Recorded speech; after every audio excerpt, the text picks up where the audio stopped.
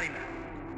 হ্যাঁ, আপনি মিউজিক শুনতে চান, আপনি সং পছন্দ করেন, আপনি নাশিদ শোনেন, ইসলামিক নাশিদ শোনেন, ওখানে আপনার ইমান একটু দীপ্ত হবে, পরকালীন সাক্ষ্য আছে। আপনি নিজের যৌন চাহিদাকে দমন করতে পারছেন না, হালালভাবে বিয়ে করে নেন। বিয়ে করার পর আপনি যত ইচ্ছা স্ত্রীকে মহব্বত করেন, প্রত্যেকটা মহব্বতে নেকি পাবেন। এমনকি স্ত্রীর দিকে নেক নজরে তাকাবেন, তাতেও নাকি। তার মুখে খাবার তুলে দেবেন, তাতেও নাকি। তার হাত ধরে হাঁটবেন, তাতেও নাকি। তাকে নিয়ে রাত্রে চাঁদ দেখবেন, তাতেও নাকি। আপনি আপনার নিয়তটাকে চেঞ্জ করেন, কাজের ডাইরেকশন চেঞ্জ করেন। পরকালের স্বার্থ থাকলে করবো, না হলে করবো না। আপনি পছন্দ করেন ঘুরে বেড়াতে, আল্লাহর দিনের দায়ী হয়ে ঘুরে বেড়ান না, সমস্যা কি? আল্লাহর জমিন ঘুরে দেখেন, এসব অবান্তর কাজে লিপ্ত না থেকে আল্লাহ পাকের নিদর্শনগুলো ঘুরে দেখেন, আপনার ঈমান বাড়বে ইনশাআল্লাহ। আপনার সংস্কৃতি ভালো লাগে, ইসলামিক সংস্কৃতি মেনে চলেন। আপনি কবিতা লিখতে ভালোবাসেন, ইসলামিক কোনো কবিতা লেখেন। আপনি উপন্যাস পড়তে ভালোবাসেন, ইসলামিক কোনো উপন্যাস পড়েন। আমি বলছি না এগুলোর বাইরে কোনো পড়াশোনা করা যাবে না, এমনটা আমি কিন্তু বলছি।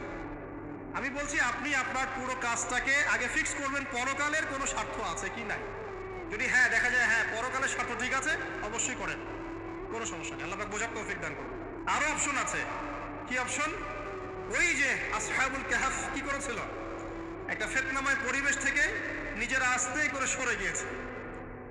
যখন আপনি পরিবেশকে পরিবর্তন করতে আর পারছেন না, দাওয়াত দিয়েও কোনো কাজ হচ্ছে না, মানুষ কথাও শুনছে না, জুলুম নির্যাতন বাড়তেই আছে, টিকে থাকা মুশকিল, তখন তাদের হিসেবের দায়িত্ব আল্লাহর উপর ছেড়ে দেন, আপনি ওখান থেকে ডিসকানেক্টেড হয়ে যান। এটা একটা অপশন। এই অপশন বেছে নিয়েছিল ইব্রাহিম আলাইহিস সালাম। তার বাবাকে বুঝিয়েছেন, কাজ হয়নি, চলে গেছেন। এই অপশন বেছে নিয়েছিল আসহাবুল কাহফ। সবাইকে বোঝাচ্ছে কাজ হচ্ছে না, তার রাস্তায় করে চলে গিয়ে গুহার মধ্যে রাত কাটানো শুরু করেছে। এমনও হাদিস পড়েছি আমি যে ফিতনাময় পরিবেশে সবচেয়ে সৌভাগ্যবান হবে ওই শ্রেণীর মানুষ যারা দেখা যাবে যে পাহাড়ি কোনো এলাকায় বা দূরবর্তী কোনো জায়গায় বসবাস করছে, যেখানে বৃষ্টিপাত হয়, গরু ছাগল মেষ বকরি এগুলো নিয়ে ওখানে চড়ায়। যখন আজানের সময় হয়, নামাজের ওয়াক্ত হয়, আজান দেয়, নামাজ পড়ে, দুনিয়ার ফিতনা থেকে এরা দূরে আছে, এরা সফল। এমনও হাদিস আছে। হয়তো আপনার কাছে মনে হচ্ছে না এখন ওই যুগ আসে নাই, কিন্তু আমি আপনাকে বলে দেই যে কোরআন এবং সুন্নাহর চোখ দিয়ে যদি আপনি দেখতে শেখেন এবং বর্তমান বিশ্বের প্রেক্ষাপটটা অ্যানালাইসিস করার যোগ্যতা আপনি অর্জন করেন কোরআন সুন্নাহর চোখ দিয়ে, আপনি বুঝতে পারবেন সেই সময় অনেক আগেই চলে এসেছিল। এখন ফিতনা এবং ফাসাদময় এই পরিবেশে আমরা কি করতে পারি, ছোট স্কেলে, বড় স্কেলে না, ছোট স্কেলে। আমি আজকে বড় বিষয় নিয়ে কথা বলতে আসি নাই, কারণ আমি চিন্তা করলাম যে আসলে প্রথমে যদি ব্যক্তিকেন্দ্রিক বিষয়টা ঠিক না হয়, বড় বিষয় আলোচনা করে কোনো লাভ নাই। আগে ব্যক্তি যদি ঠিক না হয়, বড় বিষয় আলোচনা করে আসলে কোনো লাভ নাই। আপনারা বুঝবেনও না, মাথার উপর দিয়ে চলে যাবে।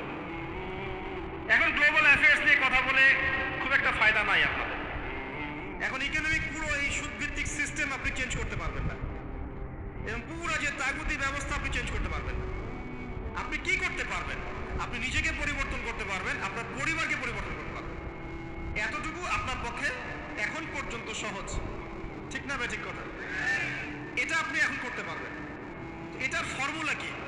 ফর্মুলা ঘাটতে গিয়ে আল্লাহ পাক আমার মাথার মধ্যে একটা হাদিস নিয়ে এসে দিলেন। কারণ আমি বিশ্বাস করি যে আপনারা বলছেন মৌলানা আল্লামা, আমি আসলে এমন কিছু নই, এই কথাগুলো আসলে আমার সাথে যায় না।